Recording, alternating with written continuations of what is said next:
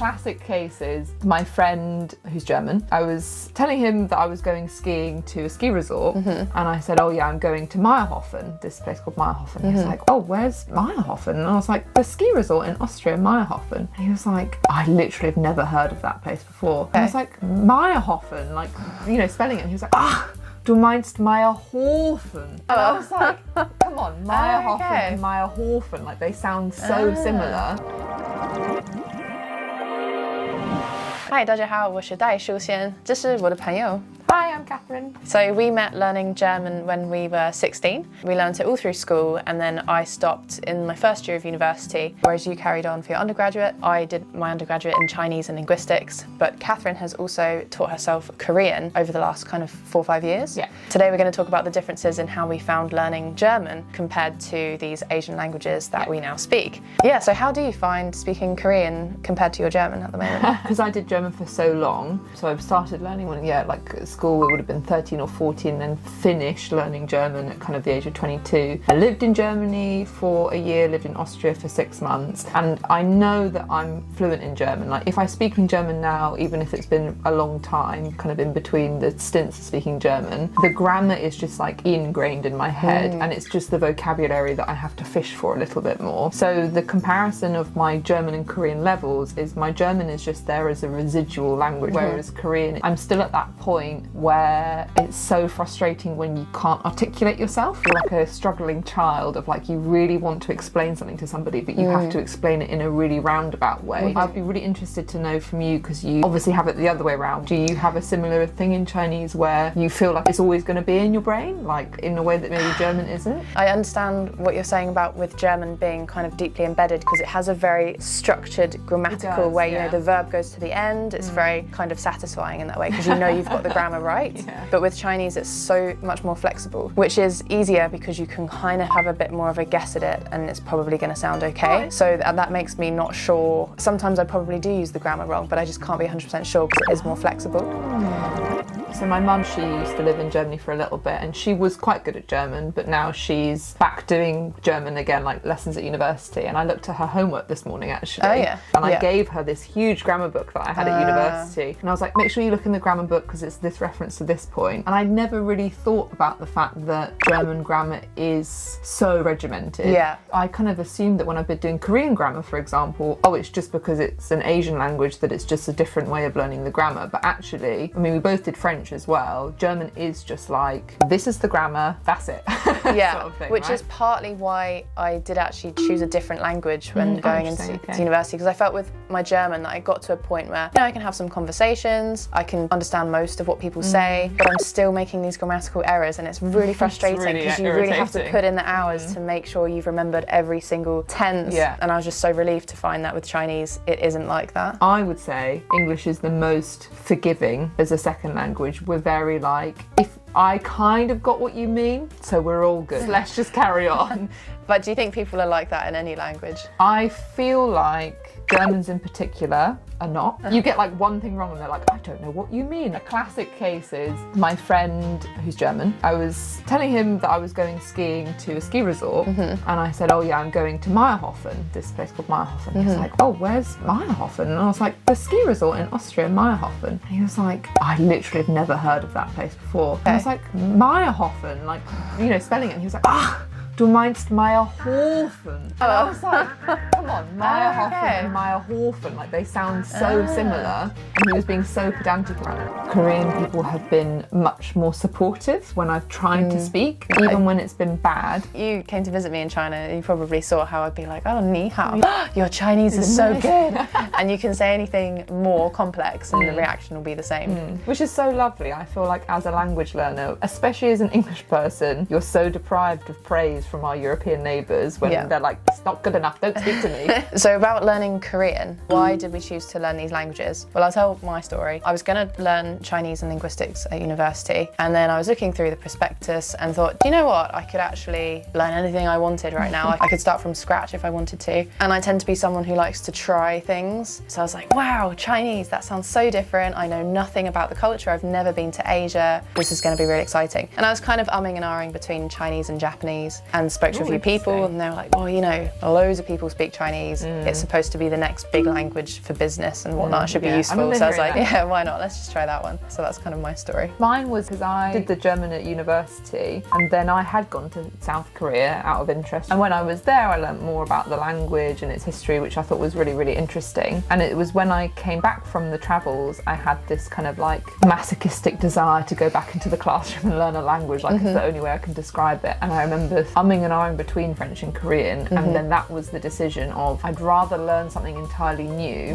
where there's no expectation of me as to how good I'm ever going to be, and I'm just doing it for fun. Whereas if I had done French, it's like, okay, well, I have to achieve fluency if I'm doing French. Like, what's the point in doing it if I'm not going to become fluent? Whereas Korean is, I could never achieve fluency, but I've still done something that's fun, I think is the thing. And it's fun and interesting and learning new things. So I really like it. And I guess before you start learning it, what you don't quite realise is just how it will open your mind in so many ways, because the culture is different in a lot of ways. I think you and I have spoken about it a lot, like the way in which the language and the formality of the language or the words that you use then impact the relationships that you have with people. So that's something that's less important in Chinese, I feel. Like there's a few, call it kind of 敬语, you know, changing the way you speak according to someone's status or like hierarchy. Yeah. But in Korean, that's It's quite a big deal, is it? Yeah. I think that it's maybe just used more frequently. I think it is 7 levels. How I might speak to your parents, how I might speak to your grandparents, how I might speak to my boss, how I might speak to my boss's boss. Like those are all different, and then there's also a difference in formality for written and spoken as well. So I might text somebody in Korean differently to how I speak to them in Korean. So like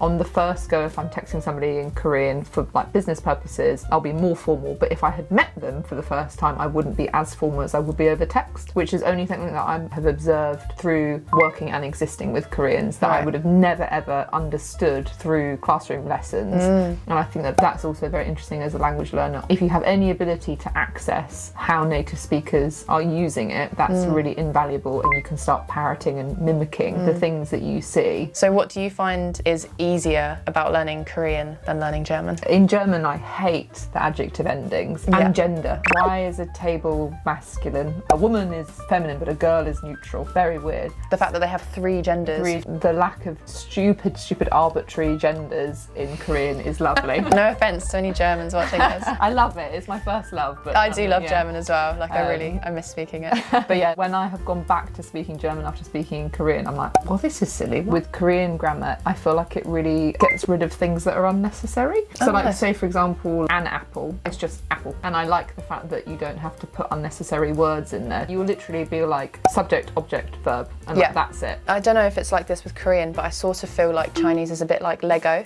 Let's say guo is kind of country, so you see that character in anything to do with nationality.